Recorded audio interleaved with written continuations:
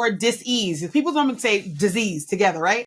As if sometimes it happened out there. And some things are environmental. Let's be clear. Some things are hereditary, environmental, etc. But let's not pretend that it's not exacerbated by the inputs that we're getting into our skin, which is a whole organ, our minds, whole organs. We're doing things that are literally inviting in the very things that we are trying to solve for problematically in our social safety net globally. Welcome, everyone. I am so excited to be here today with my friend, Kishshana Palmer. Kishshana, welcome to What the Fundraising. What's up? What's up? What's up? Okay. That's what I have to say. What's the fundraising? Mallory, every time I try to get out this darn game. I know, but I'm happy you're here because I want to talk about some themes that I feel like are running through your and my like personal lives, professional lives, all the things. Absolutely. I want to talk about like wellness, joy, connection, like what it looks like. I feel like before we jumped on this call, like you are my friend that we just like roll laughing when we're together, even when we're talking about like serious things. And it is such a part of my like wellness, my like business wellness, my leadership wellness. And like, so I want to talk about that, but let's start. I feel like you're somebody who needs no introduction, but for those of you who might be meeting Kish for the very first time, I want to make sure you get to like introduce yourself to everyone and then we'll dive in. Absolutely. Listen, friends, if you haven't met me yet, where you been? Okay. No, I'm kidding. I'm Kishshana Palmer. I am CEO of ManageMint, Inc.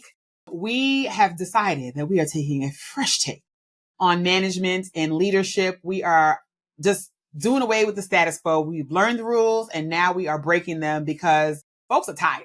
Okay. They're tired of the same old. It's not working for their teams. It's not working for themselves. And we are determined as a team to make folks fall in love with managing people and leadership all over again. I'm happy to be here.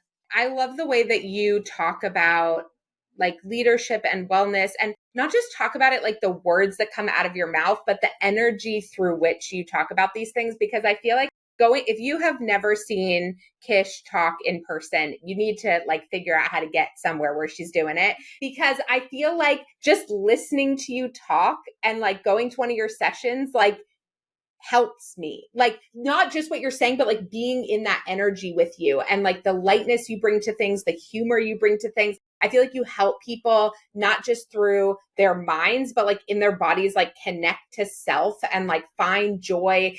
Tell me how you think about like the intersection of wellness and joy and fun. So, it's funny. Fun is one of my company values. And so we do a lot of change management work, and change management is not always fun.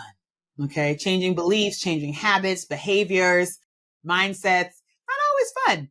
However, if you can't bring some levity to what you're doing, especially when you work with the same folks day in and day out, whether you're working virtually or in the office or both, what are you doing? We spend more time for the most part with our coworkers than we do with our families. That has not changed over the last 30 years. Okay. Now in other countries, it might be different, but here in this US of A, that is the world of work. And so the reason that it's so important to me is because I did not listen to my body, and our bodies are telling us. They are our alarm system. They're our reminders.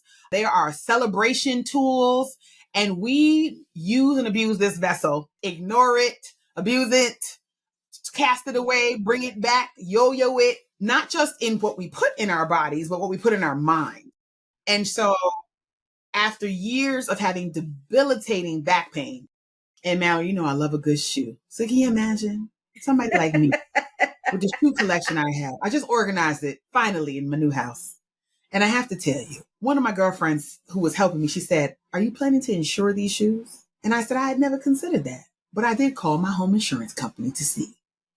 And so when you have a shoe collection that is just beautiful, but your back is burning every time you take a step, one thinks to oneself, we should all do something about this. But Mallory, it took not one, not two, not three, 4 times to have debilitating slip disc, bulging discs where I couldn't walk for weeks for me to finally go, enough is enough. So much so that the first couple of years that I was full-time in my business, because I've had, it used to be Kishshana & Co. and then we rebranded in 2023. My first couple of years when I was part-time, I'm a full-time single mother. I'm a sought-after fundraiser. I am trying to run this business part-time because I got to feed my child. There's all of this stuff going on and I could go. So when I transitioned to full-time entrepreneurship, I would sit up all day and night. I would be sitting, which the point of this one, I'd be sitting for hours at a time. Fast forward to now, I created the dis-ease in my body of having sciatica. I didn't have it before. I created that dis-ease because my body kept being like, girl, you don't want to rest. You don't want to put an ice pack on that. You don't want to get up and walk. And I'd be like, no, just one more grant, just one more. You can't just one more your way through your 20s, through grad school, through motherhood, through the heightening of your career, through planes, through trains, through automobiles, through stress, through illness. You see where I'm going with this, Melanie? Where is the fun in any of that? And so there had to be a point where I had to say enough is enough already. And so I said, if it's not fun, the homies can't have none. Okay. If my team is not cracking up, I don't care how tough a change management project I've taken on is. For the most part, we have a good time. And so for me, wellness actually has 5 points. Most of us are thinking about wellness from the perspective of very low brow, low vibration, low energy. Let me get a massage. Let me go to the spa. Let me do this and that. Let me escape. You should not be escaping from your responsibility to be well. And so to me, I think about wellness in 5 ways. And this is not new news. Gallup came out with this about 5 or 6 years ago, and they do an engagement report. Now they're starting to do women's wellness reports, which I love. And so there's your physical wellness, right? Move your body. Then there is your emotional wellness. For those of us who have a belief system, there is your spiritual, psychological, all that stuff kind of goes in together wellness. Then there's your financial wellness. And I want to stop there for a second because lots of us, particularly those who identify as women and marginalized folks with a global majority, our relationship with money a little bit funny. And then there's our community wellness, which is what you just referenced. In order to be well, you cannot forget the community that you are a part of. Who is in your group chat and on your line? I'm going to pause right there because I can go into my sermonette. Oh my God. Okay. I don't even know where to begin with all of that. I mean, it's so interesting to me, that piece you said about escape. And I'm thinking about that in terms of, how we talk about self-care often, right? And then self-care becomes it becomes another checkbox or deliverable. And we kind of oscillate. And then it's this other thing that we feel like maybe we're failing at because we're not doing enough of it. And then we just kind of beat ourselves up around that. And then we go into our Netflix kind of spiral for 4 hours and we come out of it. We're not feeling any better. And I'm just thinking about all these ways in which we've sort of become so disembodied or disconnected from our body that it takes. And I talk about this in my book too, chronic pain or burnout. For me, it was chronic pain, being totally bedridden, in my neck, numbness in my hands, all these things to be whoa, okay, here I am. I have tried every way to push this down, power through, get over that next illness, do one more thing, right? All this stuff until my body was literally the end. You either solve this or we're out or you're stuck in bed forever, right? Okay. And that's why I said that word dis-ease. People don't say disease together, right? As if sometimes it happened out there. And some things are environmental. Let's be clear. Some things are hereditary, environmental, etc. But let's not pretend that it's not exacerbated by the inputs that we're getting into our skin, which is a whole organ, our minds, whole organs. We're doing things that are literally inviting in the very things that we are trying to solve for problematically in our social safety net globally. Hello. Yeah. Hello. Yeah. And then we're doing it with the level of responsibility and heaviness that we think is required of dealing with such a serious thing, which is obviously serious, but in that heaviness and in that seriousness and sort of approaching all these things from this sort of tunnel vision, responsibility, pressure, whatever, we are making it even harder for us to find spaciousness, joy, connection, all these things that actually ultimately will bring us wellness. Correct. And I think that's because many of us, depending on which educational system you grew up in around the world, are taught to repeat, memorize, repeat, memorize, regurgitate, memorize, spit it out. Unless you grew up in like a Montessori environment or one of the environments that are more like free flowing, free thinking, allowing children to come to their own decision making, building up those muscles early, you don't actually have a lot of experience in taking command, not control, but command of yourself and your ability to be able to take care of yourself. You sort of go from being told what to do to being expected to know what to do. And that includes with your body. Think about Emmy. Think about Sanai. Sanai's in college right now. And I was like, did you make an appointment for the GYN? Because now she's of age. I can't make the appointments for her. Little Emmy, you're like, we are going to the dentist. Or you're like, oh my gosh, the dentist is going to be so much fun. The dentist is not fun. I don't care how many stickers you get. Okay. But you go from like this, like somebody does it for you and tells you where you need to be to magically you're supposed to know what to do. No transition. That happens with work, working at the Dairy Queen, being told what time to be there, being annoyed leaning out the window for your little pocket money, to now magically know how to put on the suit, have interview skills, and get your first job. Wait. Okay. You're also bringing up, like, in that explanation, okay, I knew we'd find something juicy. I was just like, I feel like we got to get into this today. Okay, so we're here. Okay, so in that, there are like two things that you said in there that I'm like, whoa. Okay, one is, this piece around like, yes, okay, so we go to the doctor, we're sort of like, we're managing health, but we're not creating wellness. We're never taught to create wellness. That's right. We even when we're taking care of our like kids or bringing them to the dentist or doing those things, like that's like a piece of health, but not wellness. The other thing that, as we were talking about before, this idea of like discomfort, right? And like, I feel like when we are younger, so much of how we are taught or encouraged or pushed to show up or behave or perform is not only not about our wellness, but it's also not about our comfort. It's about the comfort of the person who's with us and avoiding the discomfort of that person. There you often go. In creating tremendous discomfort for within us, within ourselves. Let me tell you what. Boom. Mic drop. Forget it. We just wrap it up right now. Whoever's listening to this, if you don't press pause and just go back to the beginning and listen to this, because if people listen to this on 1.5 and 2.0 speed because they're trying to get through it, you better slow run it down and slow it down. Okay? Sit down and eat your lunch. Don't stand up and eat it on the go. Sit down and have your coffee. Put it in a nice cup, not in the plastic or the paper cup. Slow down. One of the things that I have had to really sit in is that I believe deeply in operating integrity. And I believe deeply in trying my endeavor best not to be a hypocrite. I'm not 100% of the time, but once I'm aware, I'm on it. And so I was so humbled in the second half of 2023. And this is really important in terms of wellness and listening to your body and slowing down. I was humbled because I'd had a meteoric rise for a long time. That's what it felt like. No, I was hustling and toiling. Back to the issues with the sciaticas and the nerves and the okay? But it seemed like that's what it felt like because the people weren't seeing my feet paddling hard underwater. They just saw me cruising on top, right?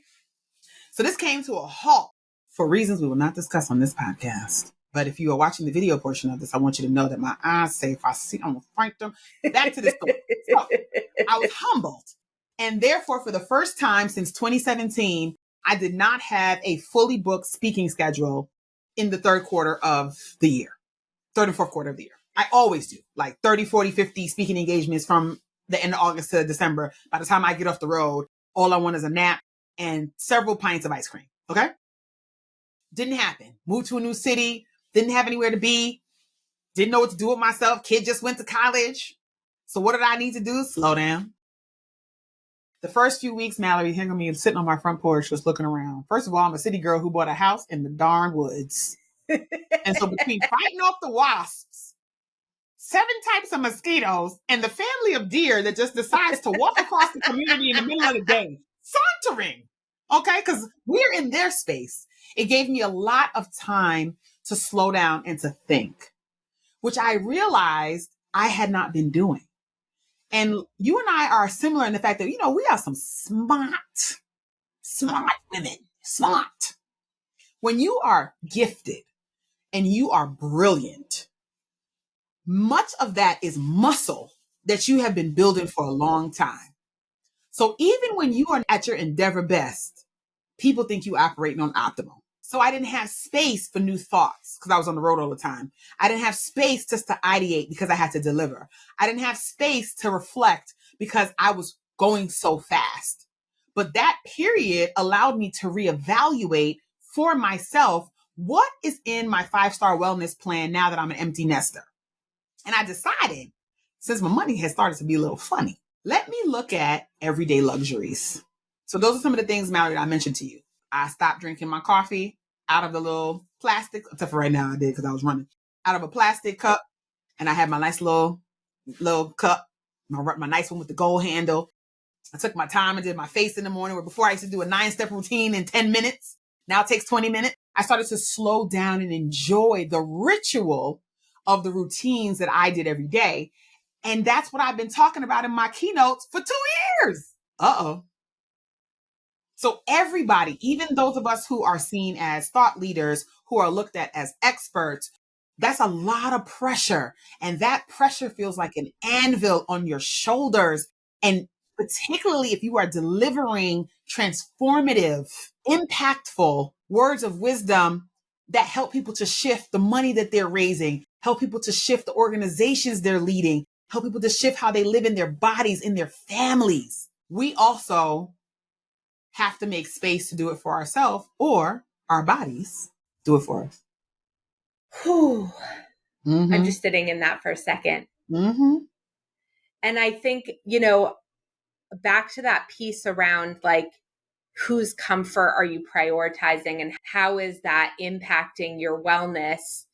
I think, especially as people who want to enable or support other people to like find their flow or reconnect with themselves or figure out how to advocate for themselves. But then oftentimes we're passionate about that because of our own stories of not having that support, of not like knowing how to do it ourselves and learning how to do it ourselves. But then I think, like with all of these things, it's a process, and not just a process, it's not linear, and it's a practice, right? And so I think it's so easy to fall back into patterns, prioritizing somebody else's comfort over your own. And especially when we are in states of like dysregulation already, or we're already feeling overwhelmed and we're like, oh man, like right now I want life with like the least resistance, And so then we ultimately, prioritize our immediate comfort, which is the lack of conflict, over true comfort, which is an embodied state and living in alignment. Mallory, you were the first person that I actually listened to and didn't roll my eyes when we started the conversation about dysregulation a few years ago, because I had been reading about it since grad school, and I was like, but I knew somewhere deep in my spirit, I knew it was because at the point that I started to recognize and then start to lean into like, well, if this is true, then what? Then the doer in me is going to want to do something about it. I was too busy to do something about it. But the reality is that so many of us live in such a state of dysregulation where your body is twitching and your eye is twitching and you can't keep still and you got 19 tabs open and I'm on the phone with you right now, fully enthralled in this conversation. But if this darn ticker on my darn text message goes up one more time, right? And I know it's probably from our group chat, and so there's so much input all the time. Taking a break from social media does nothing but drive my anxiety up because I have fear of missing out. And so we have to have ways to get ourselves into that space of accepting that it's okay to regulate ourselves, and that regulation doesn't mean restriction. It actually is release. So you're the one, actually, I'll tell anybody that. First made me go, what am I really talking about now? because we were actually talking about it as friends. And I was like, oh, now I got to go read this damn book she's talking about because she has sense. Ridiculous. Annoying. You're so annoying. I am so annoying. Get her book because she's really annoying, friends. Okay? But don't get it if you don't want to change the way you do fundraise. Don't change if you want to change. Listen, if you want to just do the same thing you've been doing since yesterday and just complain about it, just leave both of us alone. Fair. But okay, wait. So we came into this conversation and I was like, I want to talk about like joy and the role that joy plays in wellness. As you were just talking, you said that thing about like, oh, you were talking about this and I knew if I learned about it, I was going to have to deal with it. And I didn't have time to deal with it. I actually think I'm going to bring this full circle because I actually think this is the role that joy can play in wellness. Is like when we don't feel like we have time to undertake something big or heavy or go deeper or learn more about ourselves or try to find the trigger that created our dysregulation or whatever it is, like when we feel like that it's too much to go there. And maybe what we look for then is an escape, like a numbing escape. Maybe the escape that brings us back into more wellness, that gives us capacity to ultimately do that other work later, is joy and connection and fun. And like, those are the moments to be like, okay, what do I not need to like just zone out, but like, what do I need to like laugh right now? Who do I need to talk to like have some fun, even though today feels so heavy? Who helps me like always feel like there's fun out there? Yes. And that can be like those tiny like spaces created in our lives that open up the capacity for more of this work. I love that. I think that the thing that sticks out for me in that and what kind of sat with me is that sometimes we don't think we're worthy of joy. And I was in a women's mastermind at the beginning of the pandemic and it led me to some bad habits. But the good thing I got out of that was we don't have to do nice things for ourselves as a reward for doing something else. And I didn't understand it then, but I understand it now that because I had been used to performing to be accepted, performing to get love, performing for recognition, that I was performing for myself. And so there's no joy in that when you are performing for yourself. Like, ew, you want to disappear from yourself. And so to your point, if I'm having a hard day, it used to be that I would disappear into my phone. Actually, I would shop. Let me just put it out there for people. I got a fly ass wardrobe because I had terrible money habits, even though I made good money. Okay. And I'm working on it now. Now I told y'all all my business. Okay. Repeat this for everybody who also is ashamed. Okay. Don't be ashamed. Just decide. So I would go shop, right? That's disappearing. That's disassociation. That's not thinking about my budget, my bills, my child's education, my spending plan. That's just thinking about immediate gratification. Now, I still have that urge, okay? Because that is a habit that's been built over years. But now I get my butt up and go walk outside. And somebody's going to be available to me on the phone. And I'm like, hey, 15 minutes. Talk to me about foolishness. And there's plenty to talk about. And we always have this thing about wanting to keep our conversations so highbrow, esoteric. No, talk to me about foolishness.